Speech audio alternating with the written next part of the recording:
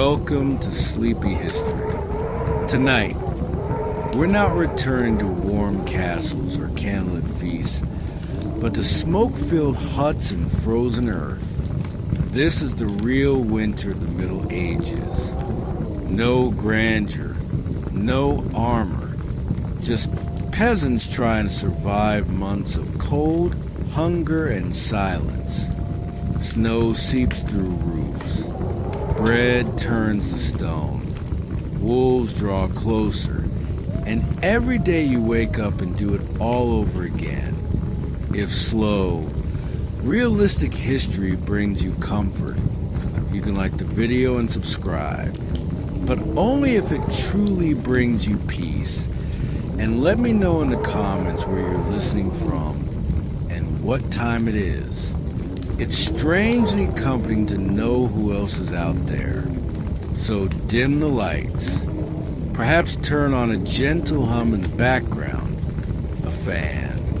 Wrap yourself in something warm.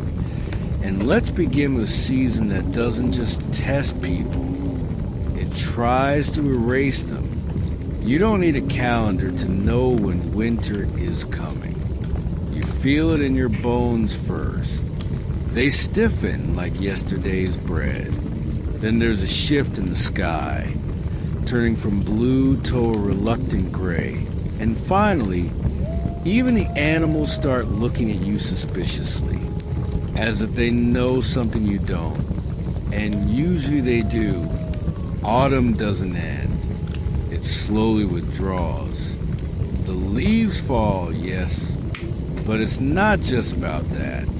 It's about the wind changing direction, starting to seep through the cracks in the hut like an uninvited guest, probing around, finding where the warmth is and driving it out. The chickens grow quiet. The dog stops barking at the wind and starts listening to it. That's when you know it's approaching. The sun, if it appears at all, comes thin, as if it's forgotten how to be warm. And everyone walks a bit faster, not because they're in a hurry, because staying still now hurts more. There's no grand announcement, no spectacular blizzard. Winter comes silently and with great consequences, like death. The first thing is always denial. You claim the cold is temporary, just a shiver, nothing more. You were the same tunic you wore in October, but now with a much more threadbare cloak. You tell yourself you'll mend it. You can't, not because you're lazy, because the needle is bent, the thread is gone, and your fingers are too numb to hold them. We talk a lot about preparation, as if we're always ready. But let's be honest, most winters arrive before autumn has even finished. There's always a corner of the roof you postponed repairing, or a piece of wood you delayed cutting. Something always remains in the garden, not dried, not salted, or not stored in time. Still, you do what you can. You stuff straw into the gaps in the walls. You hang cloth over the door. You rearrange the beds so everyone sleeps a bit closer to the hearth. Even Uncle Gain, who smells like sheep and talks in his sleep about debts no one remembers. You don't keep the fire burning all day. That's a luxury.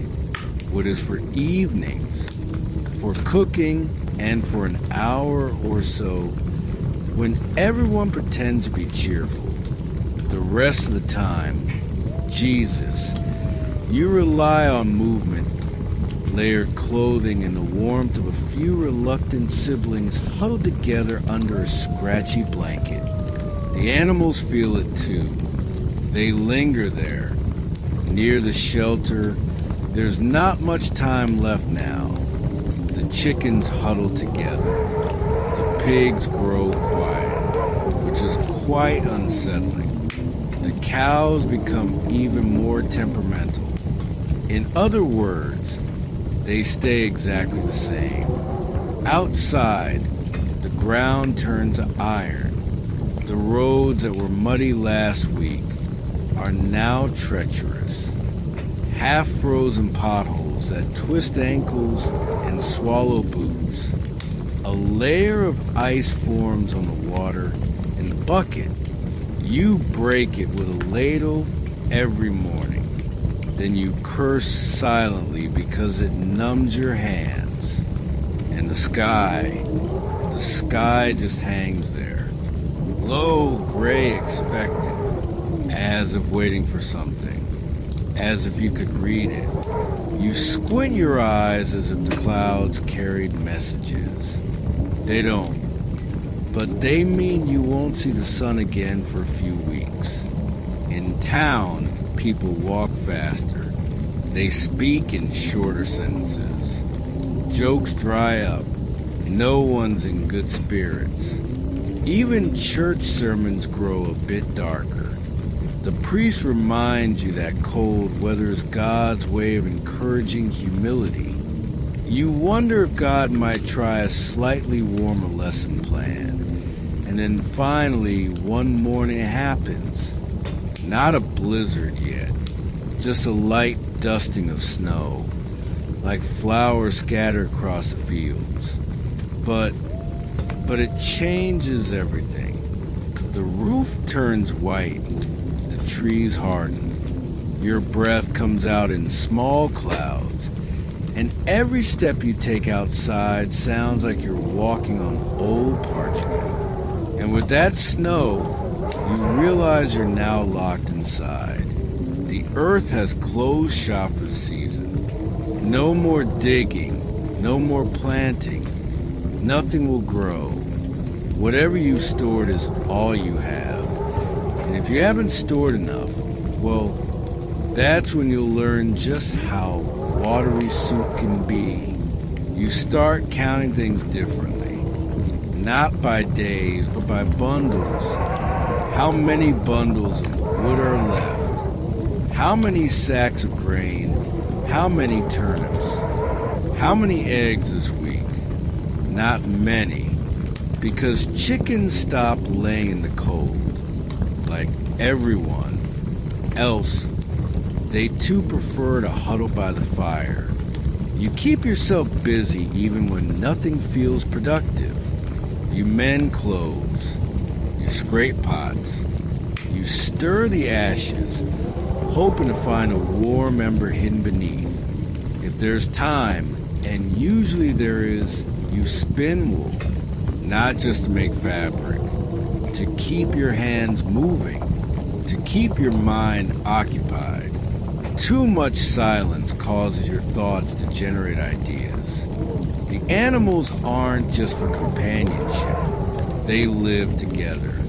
The warmer-blooded ones are invited inside, not all at once. Of course, after all, there are limits, but enough to turn the home into a communal mix of smells, sounds, and shared body heat. You get used to waking up with a goat's breath on your neck. Or maybe you don't get used to it, but you stop resisting it. Evenings are the worst. The sun sets too early, and the darkness descends as if angry about something. Candles are expensive, oil lamps are smoky. If the fire is burning, you sit by it and listen to stories, the wind, the crackling of burning wood. Sometimes someone decides to tell a ghost story. This always seems like a good idea, until afterwards, when you realize you need to use the privy and have to cross the icy courtyard. You run. You try not to stumble. You definitely don't look at the shadows. Still, winter isn't entirely miserable. It has a rhythm, a kind of painful predictability. You know the tasks to be done, you know the limits, and there's a strange sense of solidarity in knowing everyone is equally miserable. You learn to find solace in small victories. Warm feet for 5 minutes. A stew that feels slightly less hopeless. A day when no draft comes through cracks in the walls. You celebrate silently, because the moment you laugh too loudly, someone will remind you that we've only just begun. Historically, we peasants didn't fare well in winters. The Little Ice Age, which began around the 14th century, brought harsher and longer winters across Europe. Rivers froze. Crops failed. In some years, rivers remained completely frozen for months, and markets were set up directly on the ice. Yes, people shopped on frozen rivers until someone said otherwise. In particularly bad years like 1315 to 1317, rain destroyed crops for seasons. It wasn't just cold, it was famine. Up to 30 million people were affected. And when there's no food, people get creative. Cannibalism and infanticide were whispered about, not topics of the dinner table. But then again, we didn't always have dinner anyway. But that's the thing about winter, that it's not just about enduring the cold. It's about enduring each other. A family of 6, a goat, 2 chickens, and a bucket of salted fish, sharing 20 square meters of living space. This is a social experiment with no exit. You hear every cough, every complaint, every unfortunate digestive issue. Privacy becomes a legend. Humility disappears along with the sunlight. You do your best not to argue, not out of impatience, because arguing stirs the air and lets in more cold air that is already there. So you bite your tongue, you count to 10, you pretend to sleep, and when the tension finally breaks, it's usually over something absurd. Someone breathed too loudly. Someone took the last piece of bread. Someone looked at someone the wrong way. Then someone cries. Someone apologizes. Someone storms off into the snow, then comes back a minute later because, well, where else would you go? Arguments don't solve anything. They just burn energy you can't spare. So most of the time you endure in grim silence. You chew your food slower. You stare at the fire. You wonder how it's only December when it feels like winter has been here for years. Social hierarchies also shift indoors. The head of the household might hold authority, but in practice, whoever controls the fire controls everything. If grandmother is closest to the hearth, she decides who gets warm. If the eldest son stokes the coals, he gets respect. Even the children learn negotiation. Crying gets you nowhere, but being useful, fetching water, minding the fire, that earns you a spot closer to the heat. And let's not pretend illness doesn't happen. It does. Constantly. Colds spread like gossip. Coughs echo through the hut all night. Fevers come and go, and you pray they go. Because if they don't, if someone gets truly sick, there's not much you can do. No doctor's coming. Not in winter. The roads are impassable, and even if they weren't, you couldn't afford it. So you rely on what you know. Herbal remedies, folk cures, prayer. You boil willow bark for fever. You crush garlic for infection. You wrap chest colds in warm wool soaked in tallow. Sometimes it works. Sometimes it doesn't. And when it doesn't, you watch someone you love fade slowly. They stop eating first. Then they stop talking. Then one morning they're just cold. Not the cold of winter, But the cold, that doesn't warm. You wrap them in whatever cloth you can spare, and you wait. Wait for the ground to thaw enough to bury them properly. Until then, they're stored. Respectfully, quietly, but stored nonetheless. Out in the shed or the barn. Some of the cold preserve them until spring allows a proper grave. Death in winter isn't dramatic. It's slow, tired, inevitable, and it's common. So common that by February, you stop being shocked. You just nod. Add another name to the list you keep in your head, and carry on. But food. Let's talk about food. Because by midwinter, what you're eating barely qualifies as food. The grain is gone first. Or rather, rationed so thinly that porridge becomes more memory than meal. You're eating turnips. Again, boiled, roasted, mashed, raw. Every conceivable way to make a turnip interesting, which is to say, not interesting at all. Occasionally you slaughter a chicken, but only if absolutely necessary, because eggs, when they come, are worth more than a hen. So you wait, you hope, you chew your turnips and pretend they're satisfying. Bread, if you can still make it, is dense, rock hard. You soak it in water just to soften it enough to chew. It tastes like dust and regret, and the portions keep shrinking. What was a decent meal in November becomes a morsel by January. By February, you're eyeing things that aren't technically food. Tree bark, boiled leather, the scraps you normally feed to pigs. Desperation has a flavor and it's bitter. Children are the hardest to watch. They don't understand rationing.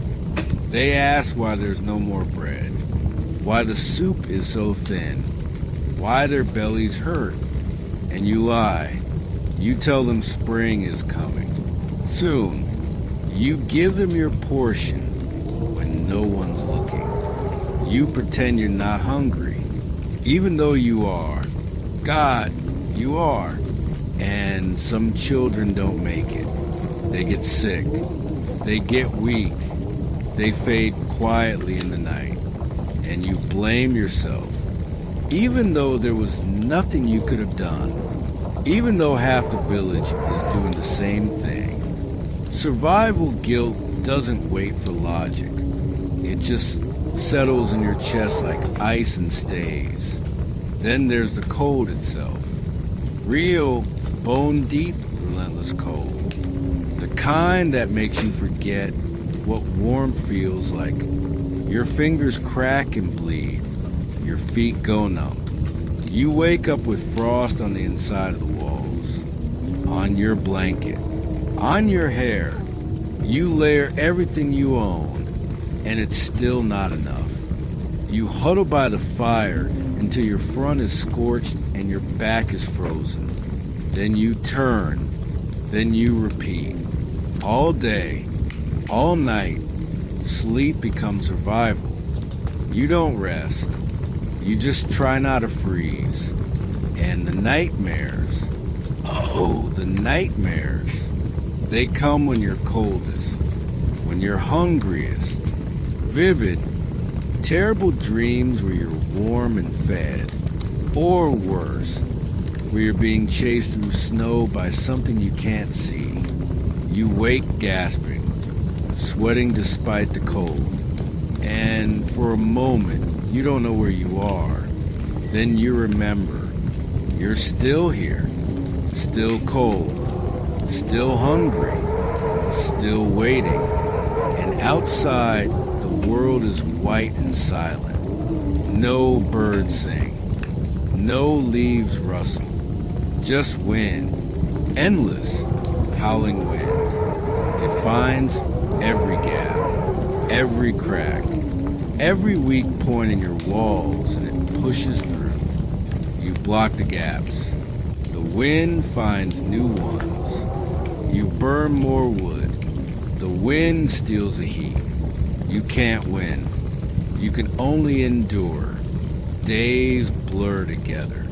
There's no calendar, no clock, just light and dark. And sometimes even that's hard to tell. The sun, when it appears, is pale and distant. It offers no warmth. Just a reminder that time is still passing. Slowly, painfully, one frozen day at a time. And you start to wonder, is this it? Is this all there is? Will it ever end? Or will winter just keep going until there's nothing left? These thoughts are dangerous, so you push them away. You focus on tasks, on surviving the next hour, the next day. You don't think about next week. You can't. It's too much. So you count breaths. You count heartbeats. You count the logs left in the pile, and you hope. You hope it's enough. You hope spring will come. You hope you'll live to see it. Because hope is all you have. And even that's running thin. By late February, something shifts. It's subtle. A slight change in the light. A barely perceptible thaw in the midday sun. The snow doesn't melt. Not yet, but it softens just a little. Just enough to notice. And you dare to think, maybe it's almost over. But you don't say it out loud, because saying it might jinx it. And you've learned not to trust anything. Not the weather, not the seasons, not even hope. So you stay quiet. You keep working. You keep rationing. You keep surviving. And you wait. Then, sometime in March, you hear it. Water dripping from the roof, from the trees. Not a lot, just drops.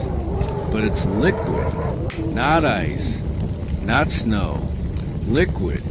And it's the most beautiful sound you've ever heard. You step outside.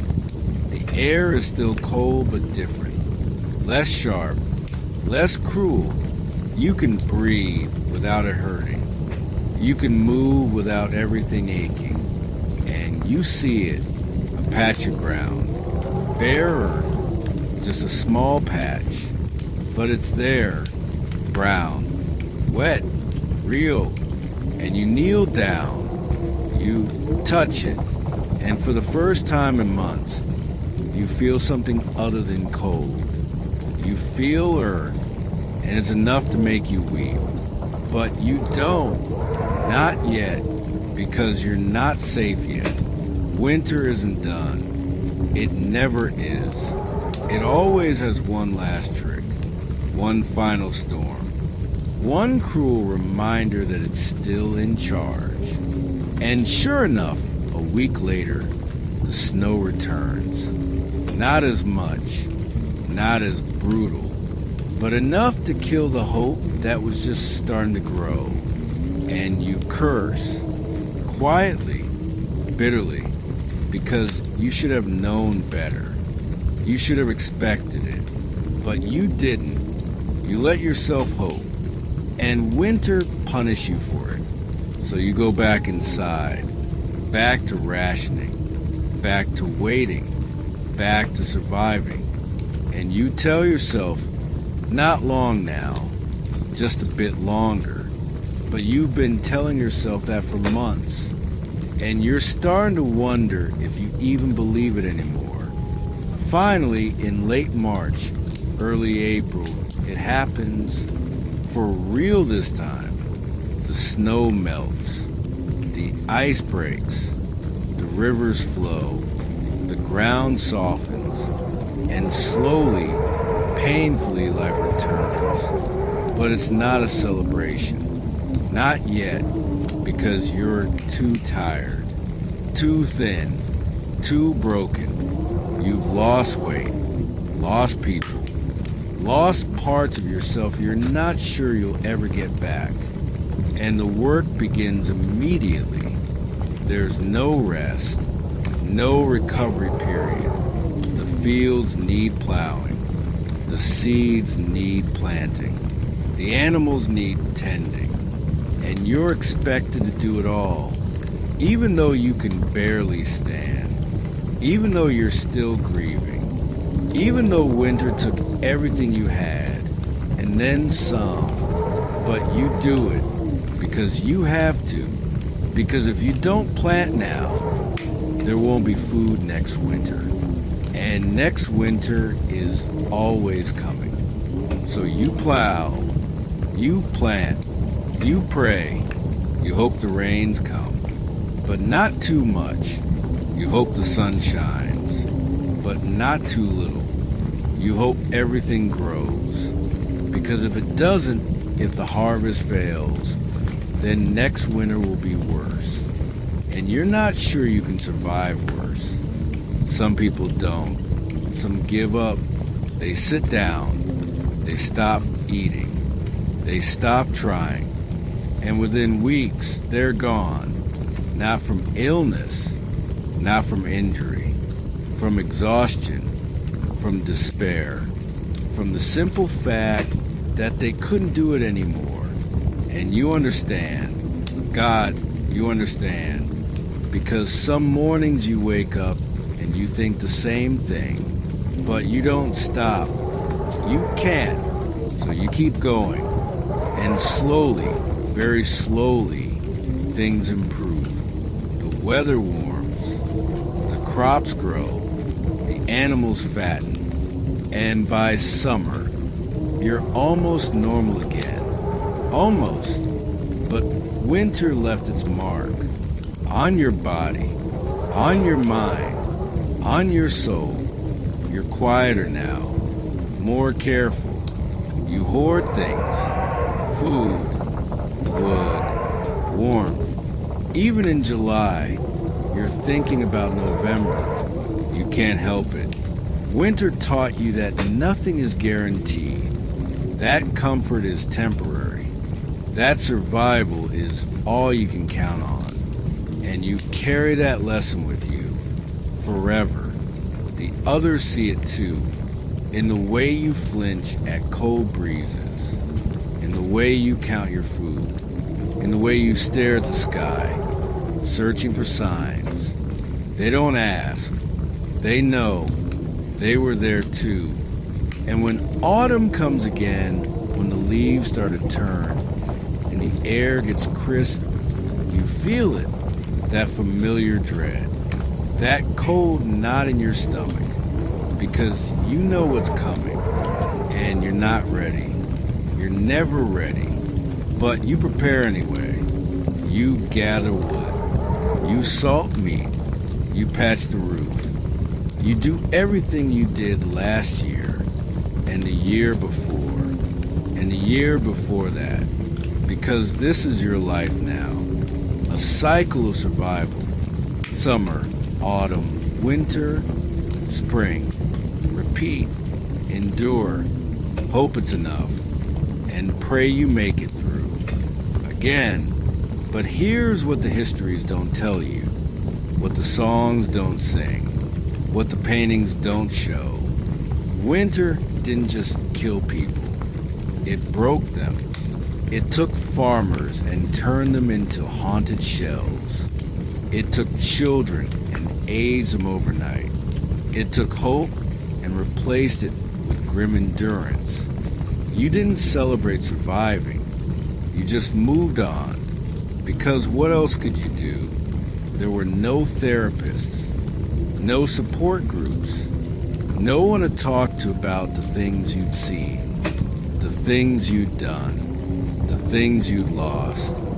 You just buried it deep and carried on, and the scars stayed, invisible, permanent, passed down through generations. Because your children saw you survive. They learned from you. They learned to fear winter, to prepare, to endure. And when their turn came, they did the same. And so it went. century after century, winter after winter, a legacy of survival, of resilience, of quiet, desperate strength. And that's what the medieval peasant winter really was. Not an adventure, not a hardship to overcome with pluck and determination, but a slow, grinding, soul-crushing test of endurance.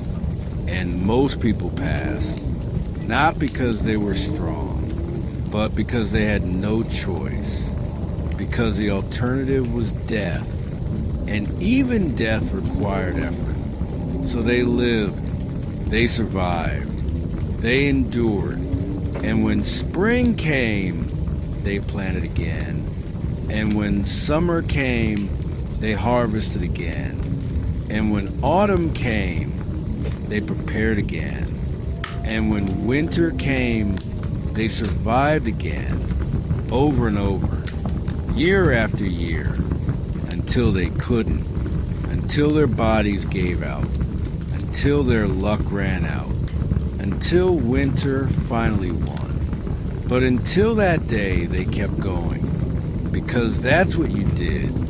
That's what everyone did. You survived, and that was enough. In a world where nothing was certain, where comfort was a memory and warmth was a dream, simply making it to spring was the greatest victory a peasant could claim. So when you think about medieval winters, don't think about snowball fights and cozy hearts. Think about hunger. Think about cold. Think about fear. Think about loss. And think about the quiet, unsung courage it took to face another day. Because that's the truth. That's the reality. And that's what surviving a medieval winter really meant. Now let's talk about something specific. The wolves. Because yes, they were real. And yes, they were terrifying. In summer, wolves kept their distance. They had prey in the forests, deer, rabbits, enough to keep them occupied. But winter changed things. Snow drove game away. Starvation made wolves bold and desperate, and they started moving closer to villages. You'd hear them first, at night, howling in the distance, a sound that made your blood run cold, because you knew what it meant. They were hunting, and they were close. You'd secure the animals, bring the chickens inside, bar the doors, and pray. Because if wolves decided your livestock was easier prey than whatever remained in the forest, there wasn't much you could do. You'd hear them scratching at the barn walls, hear them circling, testing for weakness. And if they found one, if they got inside, they'd kill everything, not just one chicken. All of them, not for food, for sport, for frenzy. And in the morning you'd find carnage, blood, feathers, torn bodies.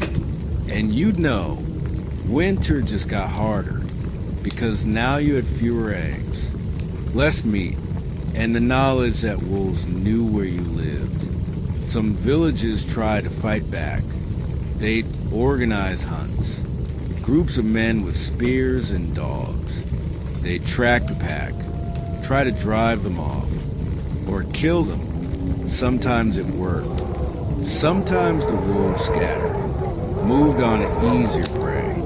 But sometimes the wolves fought back, and men died, torn apart in the snow, and the village learned.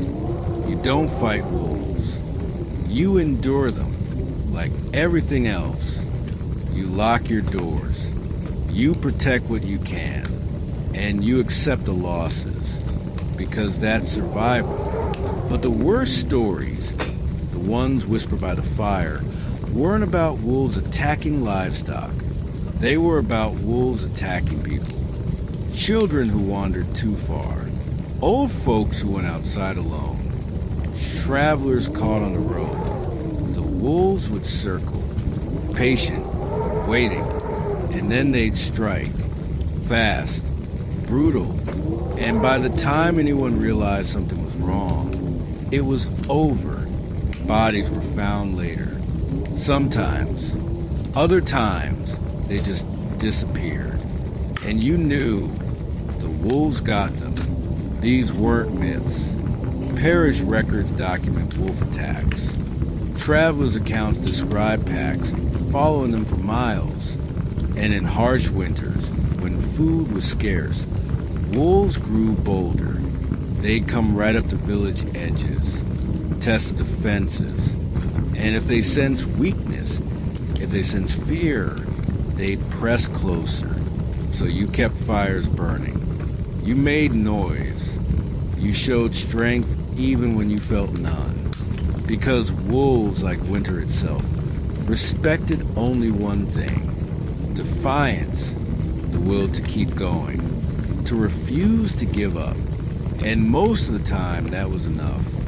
The wolves would move on, find easier prey, and you'd survive. Another day, another night, another narrow escape, but the fear stayed. Long after the howling stopped, long after the snow melted. Because once you'd heard wolves in the dark, once you'd seen what they could do, you never felt truly safe again. And that was winter's final gift. Not just cold, not just hunger, but fear, permanent, unshakable. A reminder that you were never in control. That survival was luck as much as effort. And that winter could take everything, anytime it wanted. Now let's talk about faith. Because in medieval winters, faith was all many people had. The church promised that suffering was temporary, that enduring hardship would earn you a place in heaven, that God was testing you, refining you, preparing you for eternal reward. And when you had nothing else, when the cold and hunger and fear became unbearable, you clung to that. You prayed. You attended Mass, even when it meant trudging through snow. You confessed your sins. You took communion. And you hoped. Hoped that your suffering meant something. That it wasn't random. That there was a plan, a purpose, a reason. But faith was complicated. Because when your child died, when your crops failed, when wolves took your livestock, it was hard to believe in a loving God. It was hard to see the plan, hard to feel the comfort. So doubt crept in, quietly, insidiously. You didn't voice it. That would be heresy. But you felt it, in the dark, in the cold, in the moments when prayer felt like shouting into a void. And the church knew. They'd preach about doubt, warn against it, frame it as Satan's work, a test of faith, and you'd try to believe them. You'd redouble your prayers, your devotion, but the doubt remained. A small, persistent voice, asking why. Why this suffering? Why this pain? Why me? The church had answers. Free will, original sin, the fallen nature of man. But those answers fell hollow when you were burying your third child, when you were gnawing on tree bark because there was nothing else, when you were so cold you couldn't feel your feet. Still, you kept the faith, or pretended to, because losing faith meant losing hope, and hope was the only thing keeping you alive. So you prayed, you believed, or at least you tried. And when spring came, when you survived, the church pointed to as proof. See, God provided. Your faith was rewarded. And you wanted to believe that. You needed to. So you did. Even though you knew deep down that it was luck, chance, blind, arbitrary fortune. but saying that even thinking it was too dangerous. So you thanked God, you attended the Thanksgiving Mass, you donated what little you had, and you moved on until next winter, when the cycle would repeat, and your faith would be tested again, and again, and again, because that's what faith was in medieval winters. Not comfort, not certainty, but a lifeline, thin, frayed, barely holding, but enough, just enough, to keep you going. One more day, one more prayer, one more desperate hope that the suffering would end. And sometimes it did, and sometimes it didn't. But either way, you prayed, because what else could you do? Now, let's talk about the spring that followed, because surviving winter didn't mean you were safe.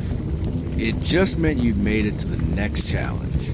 The earth thawed, yes, but it wasn't ready.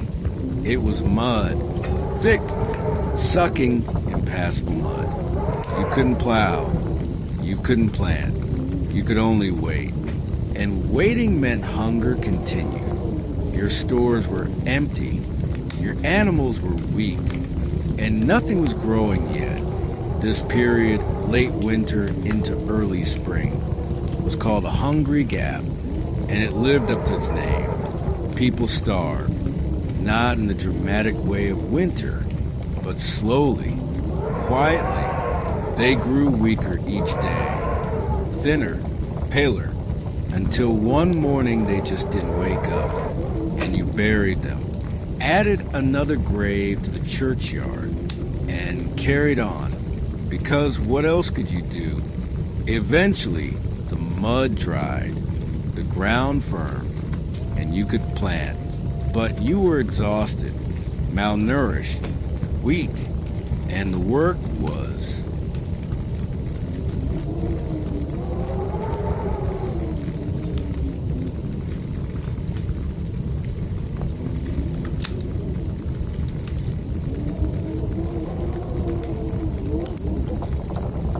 even worse, and you couldn't survive worse. So you worked through the pain, through the hunger, through the exhaustion, and slowly, painfully, the crops grew. Green shoots appeared. Hope returned.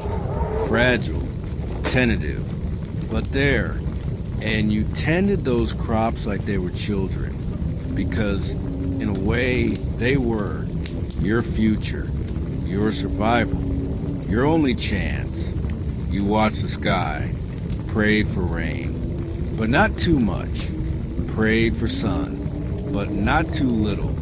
Prayed the pest stayed away, that disease didn't spread, that the harvest would be good. And most years it was not great, but good enough. Enough to eat, enough to store, enough to survive another winter. But some years it wasn't. Some years the rains didn't come, or they came too much. Some years locusts devoured the crops, or blight rotted them, or hail destroyed them. And when that happened, when the harvest failed, you knew next winter would be hell, and there was nothing you could do. No insurance, no safety net, no government aid. Just you, your family, your village, and the grim knowledge that many of you wouldn't survive. Those were the years that broke communities, that emptied villages, that left scars on an entire generation. And those years came more often than you'd think, because medieval agriculture was fragile, weather was unpredictable, pests were uncontrollable, and one bad season could cascade into famine, into death, into the kind of suffering that made winter seem kind. But when the harvest was good, when the barns filled and the stores stocked, there was relief. Not joy, not celebration, just relief. The quiet, exhausted relief of knowing you'd made it. Again, for now. And that had to be enough, because in the medieval world, certainty was a luxury, and peasants didn't have luxuries. They had survival, day by day, season by season, year by year, and if they were lucky, they'd die old, surrounded by family, in their own bed. But luck was rare. Most died young, from illness, from injury, from hunger, from winter, and their graves were unmarked, their names forgotten, their struggles unrecorded. Because history doesn't remember peasants. It remembers kings, knights, battles, glory, but not the quiet endurance, not the daily fight, not the countless lives lived and lost in anonymous suffering. So this is their story, or as close as we can get, a story of cold, of hunger, of fear, of loss, and of survival against all odds, against all reason. Survival, because that's what peasants did. They survived, winter after winter, year after year, century after century, not because they were heroes, but because they were human, and humans endure, even when it seems impossible, even when every instinct screams to give up. We endure. So the next time you face your own winter, metaphorical or real, remember them. Remember the medieval peasants who survived winters that would break most of us today. Remember their strength, their resilience, their quiet, unshakable will to keep going. And take heart, because if they could survive that, you can survive this. One day at a time, one step at a time, one breath at a time, until winter ends, and spring comes, and life begins again. Now, before we finish, let's address something important, the aftermath, because surviving winter didn't mean everything went back to normal. It meant carrying forward what winter had done to you. Physically, you were damaged. Frostbite had claimed fingers, toes, sometimes entire hands or feet, blackened, dead, amputated with crude tools and no anesthesia. You screamed, or bit down on leather, or passed out from pain. And afterwards, you learned to live with less, to work with fewer fingers, to walk with damaged feet, to adapt, always adapt. Malnutrition left its mark too. Stunted growth in children, brittle bones, rotting teeth, weakness that never fully recovered. You were supposed to be strong, healthy, ready to work, but winter had other ideas, and your body paid the price. For years, for life, mentally, emotionally, the scars went even deeper. We didn't have words for PTSD, for trauma, for depression, but we had the symptoms. Nightmares, flashbacks, panic. You'd hear wind and flinch, see snow and feel dread, smell smoke, and remember someone burning fever dreams in the night. And there was no help, no therapy, no medication. You just lived with it, pushed it down, ignored it until it consumed you, or you learned to carry it. Some people broke. They withdrew, stopped speaking, stopped engaging, just went through the motions, empty-eyed and hollow. Others turned to drink, to violence, to anything that numbed the pain, and the community judged them, called them weak, lazy, sinful, because we didn't understand. We couldn't. All we knew was that winter changed people, and not always for better. Children who survived carried it differently. They grew up too fast, lost innocence, learned fear before they learned joy, and when they became adults, they raised their own children the same way. Prepare, ration, survive, don't trust comfort, don't expect kindness, just endure. And so the cycle continued, generation after generation, each one shaped by winters their grandparents survived, each one carrying trauma they couldn't name, couldn't process, couldn't heal. And that was the true legacy of medieval winter. Not just death, not just suffering, but a fundamental reshaping of how people saw the world, how they saw themselves, how they saw God, fate, life. Winter taught that nothing was guaranteed, that comfort was temporary, that loss was inevitable, and people internalized that, carried it, passed it on, until it became culture, tradition, the way things were. And even when winters got milder, even when agriculture improved, even when life got slightly easier, the lessons remained. Hoard, prepare, don't trust, survive, because winter was always coming. Maybe not tomorrow, maybe not this year, but eventually, and you had to be ready, always ready. That mindset shaped everything. Marriage, childbearing, work, religion, every decision filtered through the lens of survival. Will this help me survive winter? Will this make me weaker? Will this put me at risk? And if the answer was yes, you didn't do it. No matter what your heart wanted, no matter what you dreamed of, survival came first. Always. So love was practical. You married someone who could work, who could contribute, who could help you survive, not someone who made you happy. Happiness was a luxury, and luxuries killed.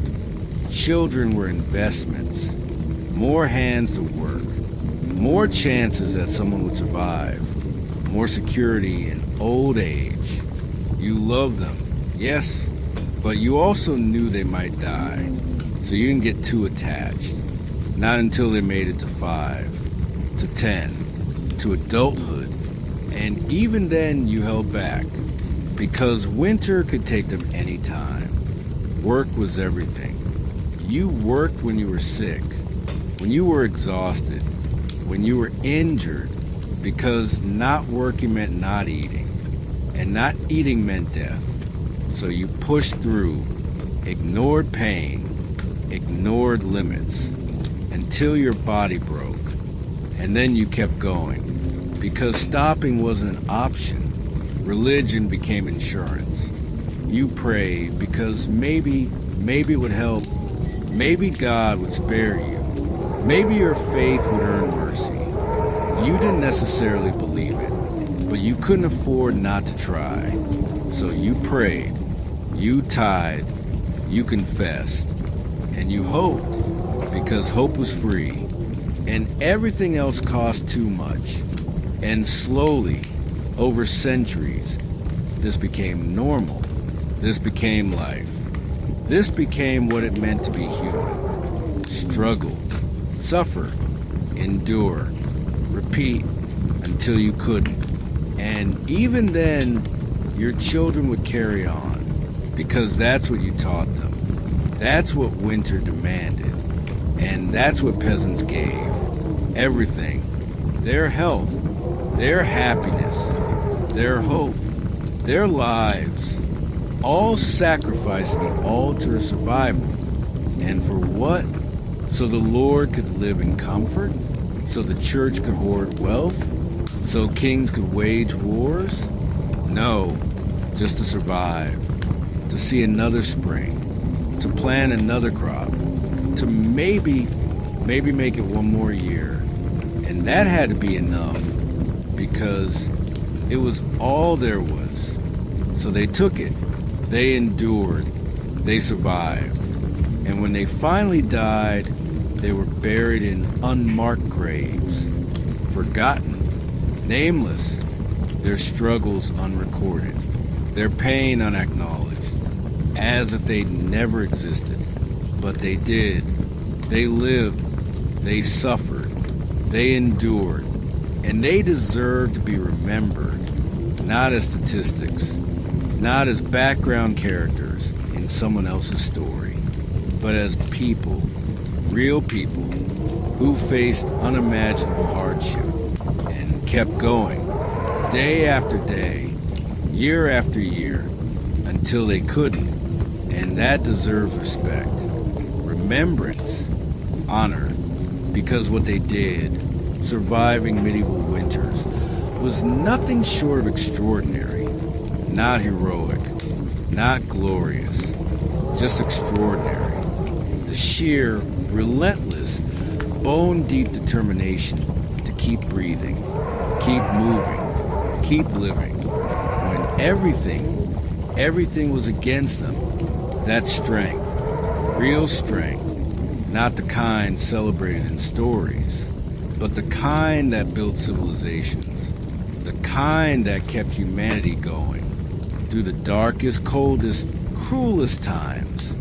So when you think about medieval peasants, don't pity them, don't romanticize them, don't forget them, remember them, honor them, learn from them, because their winters may be over, but ours are still coming. Different winters, modern winters, but winters nonetheless. Times of hardship, of struggle, of endurance. And when those times come, when your own winter arrives, remember what they did, how they survived, and know that you can too. Because if medieval peasants could endure months of cold, hunger, and fear with nothing but grit and determination, then you can endure whatever you're facing, one day at a time, 1 hour at a time, one breath at a time, until your winter ends. And it will. Winters always do. Spring always comes, and life begins again. So hold on, keep going, survive, because that's what humans do. We survive. And we've been doing it for thousands of years, through ice ages and plagues, through famines and wars, through winters that would break us if we let them. But we don't. We bend, we break, we fracture, but we don't shatter. We endure, and we emerge, changed, scarred, but alive. And that's enough. It has to be, because survival is the only victory that matters. Everything else is just details. So survive, however you can, whatever it takes. And when spring comes, when your winter finally ends, take a moment, breathe, feel the warmth, and remember, you made it, you survived. And that makes you stronger than you know.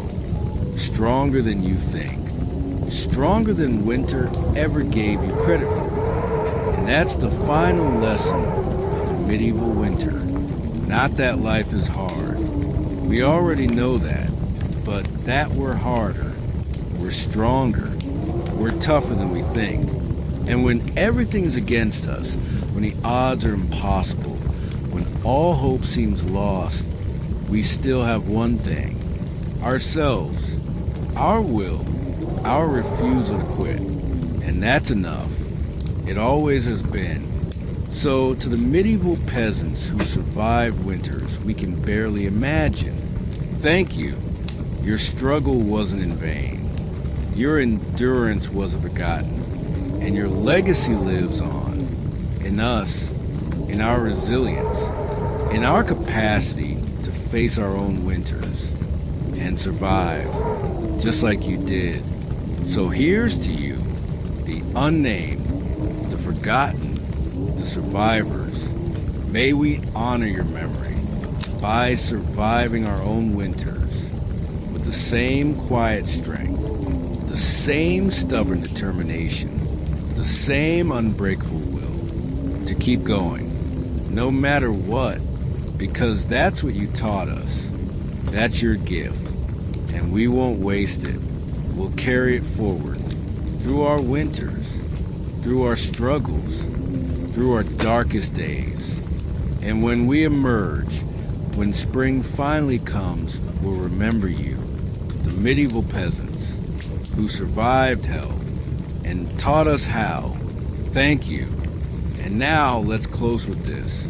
The final truth of medieval winter. IT wasn't the cold that killed people. It wasn't the hunger. It wasn't even the disease. It was hopelessness. The moment you gave up. The moment you stopped fighting. The moment you decided it was too much. That's when winter won. So the ones who survived, they were the ones who refused to give up, who found reasons, however small, to keep going. A child who needed them, a spring they wanted to see, a debt they wanted to repay, a grudge they wanted to settle. Anything, any reason, any spark, and they fanned that spark, kept it alive through the darkest nights, through the hungriest days, through moments when everything screamed give up. They didn't. They held on, and they made it, not because they were special, but because they chose to. Every single day, they woke up, they chose life, they chose to keep going. And that choice, repeated day after day, was enough. It saved them, it brought them through, and it can save you too. Whatever winter you're facing, whatever darkness surrounds you, you have that same choice. Every day, every hour, every moment. Keep going, or give up. And I know what the medieval peasants would tell you. Keep going. Always keep going. Because winter ends. It always does. And spring comes. And when it does, you'll be there. Alive. Scarred. Changed. But alive. And that's worth fighting for. That's worth surviving for. So fight. Survive. Endure. And when you can't do any of those, just breathe. Just exist. Just make it to the next moment. And the next. And the next. Until winter passes. And it will. Trust that. Believe it. Hold on to it. Because it's true. Winter always passes. And you will survive. Just like they did. Just like we all do. One breath at a time. Until the cold fades. And the warmth returns. And life begins again. So take heart. Take hope. And take this final message from the medieval winter. You're stronger than you know. You can endure more than you think. And you will survive. Because that's what we do. That's what we've always done. From the Ice Age to the present. Through every winter. Every hardship. Every trial. We survive. And you will too. I promise. So rest now. Close your eyes. And know that whatever winter you're facing, you're not alone. You're part of a long line of survivors, stretching back centuries, all the way to those medieval peasants who faced winters we can barely imagine and made it through just like you will. So sleep well, dream of spring, and wake ready to face another day, because that's all any of us can do. Face each day, one at a time, and trust that eventually winter will end, and when it does, we'll still be here, still standing, still surviving, together. Good night. And now, one final reflection, because we've talked about survival, about endurance, about making it through the winter, but we haven't talked about what comes after. After survival, after winter, after you've made it through the worst and emerged on the other side. What then? For medieval peasants, there was no grand celebration, no victory parade, no acknowledgement of what they'd endured. They simply moved on, got back to work, planted crops, raised children, lived their lives, as if winter had never happened. But it had, and they carried it in their bodies, in their minds, in their souls, and it changed them, made them harder, colder, more cautious.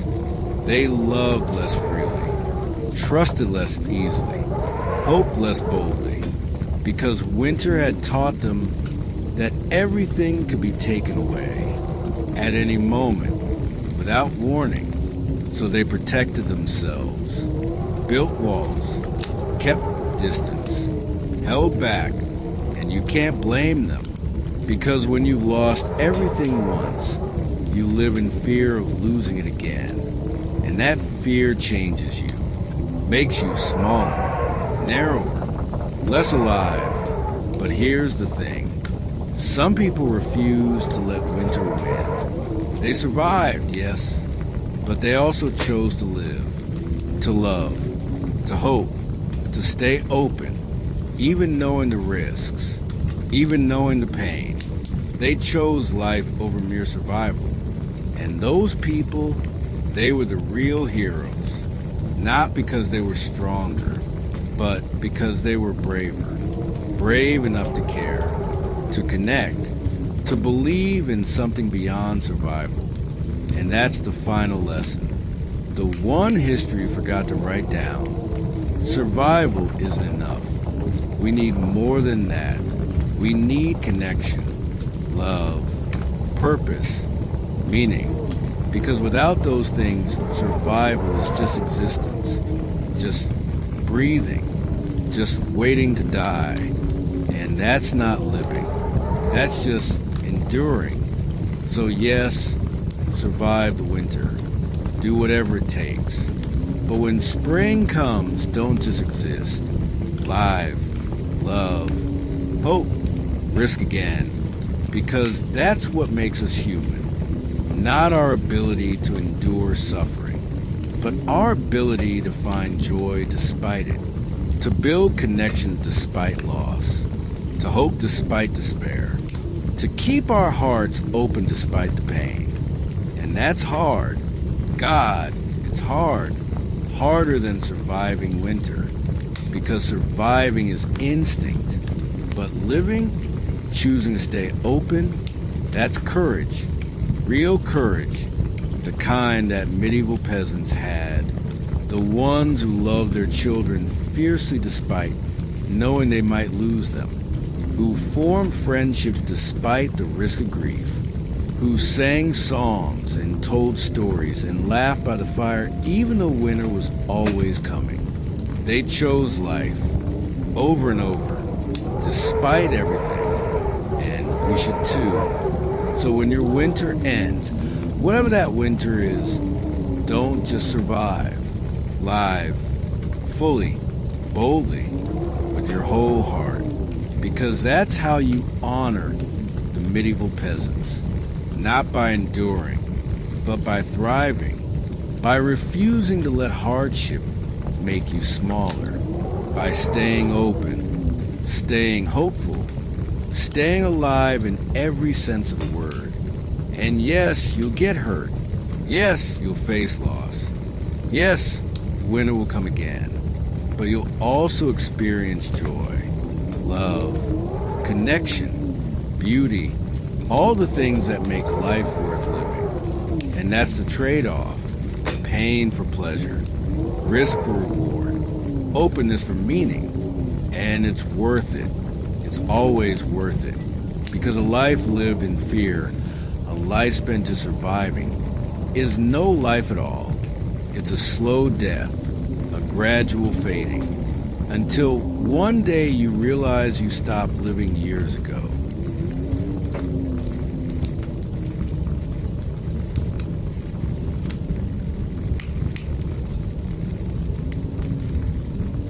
You just forgot to die. Don't let that happen. Don't let winter win. Not by killing you, but by making you so afraid that you stop living. Stay alive.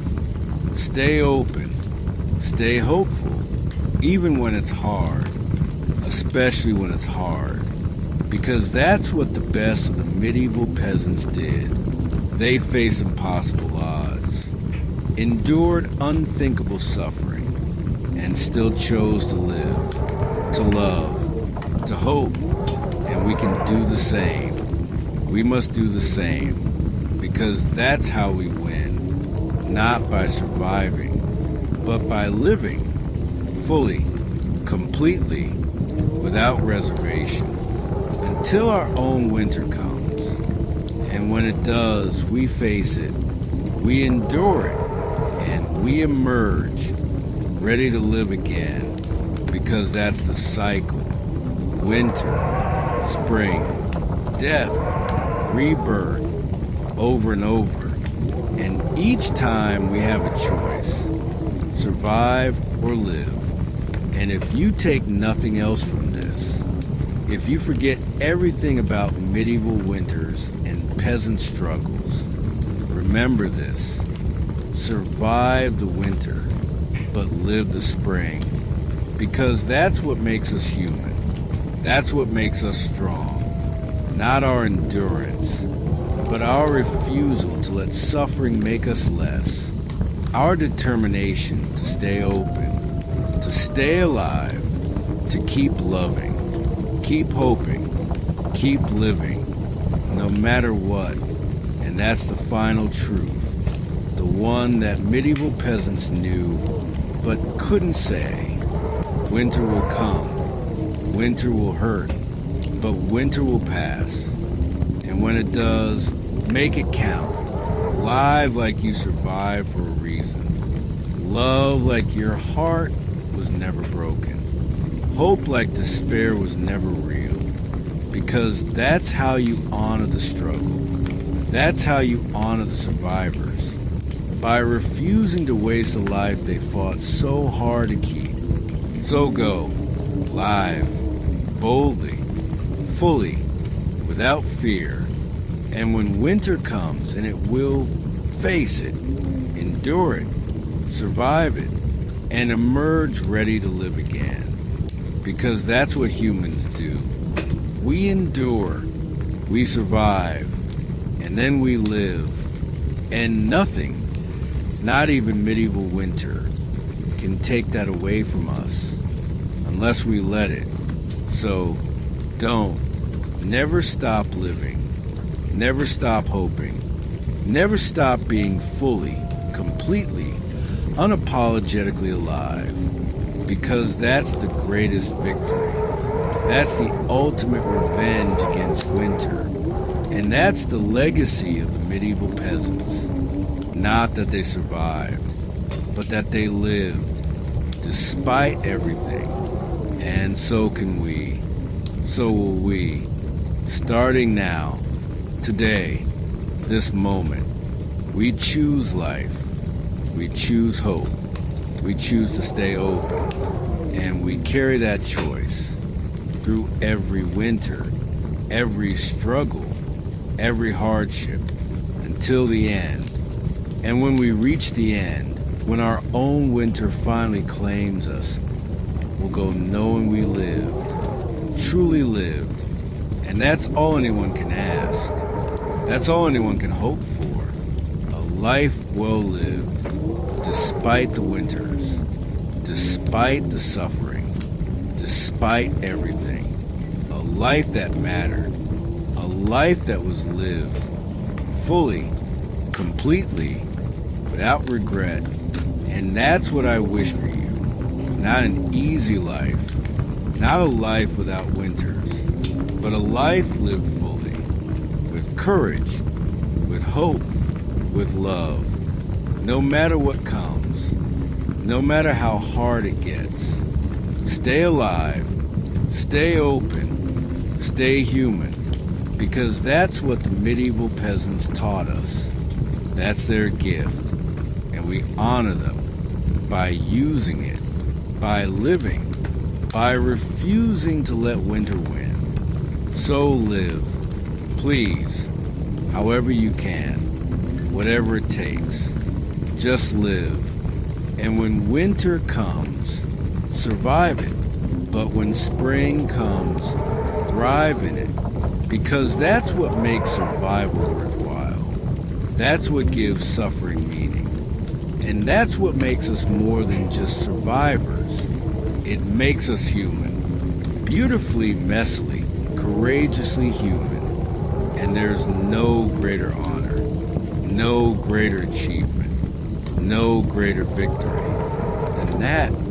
So thank you for listening, for enduring, for surviving, and most of all, for choosing to live. May your winters be short, your springs be long, and your life be full of love, of hope, of meaning, and of the quiet strength that comes from knowing you can face anything at all, and come through it, still standing, still breathing, still alive. That's my wish for you. That's my hope. And that's the final message of medieval winter. We endure, we survive, and then we live. So go, I will, and remember, winter always ends. Spring always comes, and you will always be stronger than you think. Good night. And one more thing, because we can't talk about medieval winter without talking about memory, how we remember, what we remember, and what we choose to forget. Because here's the truth. Most of what we know about medieval winters comes from records kept by the wealthy, monks, nobility, merchants, people who had heat, food, shelter, people who survived not through endurance, but through privilege. The peasants, their voices are lost, their experiences unrecorded, their suffering documented only in statistics. Crop failures, death tolls, tax records, numbers, cold, impersonal, incomplete. So when we talk about medieval winters, we're reconstructing, imagining, inferring from scattered clues, archaeological evidence, skeletal remains showing malnutrition, frostbite, bone damage, legal records mentioning disputes over firewood, stolen livestock, unpaid debts, church records listing burials, baptisms, confessions. We piece it together like a puzzle with most pieces missing. And we make our best guesses, but we'll never truly know what it felt like, how it sounded, what they thought, how they coped, because they didn't write it down, couldn't write it down. Most were illiterate, and even if they could write, who had time, who had materials, who had the luxury of reflection when survival took everything? So their stories died with them, lost to time, forgotten, erased, and that's a tragedy, because their experiences matter. Their struggles deserve remembrance. Their lives, however hard, however brief, had value, and we owe them more than statistics, more than guesses. We owe them recognition, acknowledgement, respect. So when we talk about medieval winters, let's remember these weren't just hardships. They were lives, real people with names, families, dreams, fears, people who loved and lost, who hoped and despaired, who fought and surrendered, who lived and died. and whose stories are worth telling, even if we have to imagine them, even if we get details wrong. Because the act of remembering, of trying to understand, of honoring their struggle matters. It connects us across centuries, across circumstances, across the vast gulf between their world and ours. And it reminds us that we're not so different. We face our own winters, our own struggles, our own fights for survival. And just like them, we endure, we survive, we carry on. So, to the medieval peasants, the ones whose names we don't know, whose faces we'll never see, whose voices we'll never hear, we remember you, we honor you, we recognize your struggle, and we carry your legacy in our own endurance, in our own resilience, in our own refusal to give up. Even when everything seems impossible, you showed us how, and for that we're grateful. So rest. Your winters are over, your struggles are done, and your legacy lives on, in us, forever. Thank you. And with that, we've reached the end, not just of this story, but of this journey, through cold, through hunger, through fear, through survival, and through the quiet strength of people who refuse to quit. Even when quitting would have been easier, even when giving up made sense, they kept going, and so can we, so will we, because that's what this story teaches. That's what medieval winter shows us. We're stronger than we know. We can endure more than we think. And when everything is against us, we still have ourselves, our will, our determination, our stubborn refusal to let winter win. And that's enough. It always has been. So as we close, as you prepare to sleep, to rest, to let go of this story, take that with you. Take the knowledge that you can survive anything. Take the strength of medieval peasants, the ones who face hell, and walk through it. Take their courage, their resilience, their hope, and make it yours, because you'll need it. We all do, for our own winters, our own struggles, our own fights. And when those times come, remember this story. Remember the peasants. Remember what they endured. And know that you can too, one day at a time, one breath at a time, until your winter ends. And it will. It always does. So sleep now, rest, dream of spring, and wake tomorrow ready to face whatever comes, with courage, with hope, with the quiet strength of 1,000 generations who survived their winters, so you could survive yours. Good night, sleep well, and thank you for listening, for staying, for enduring this long journey through the darkest winter medieval history could offer.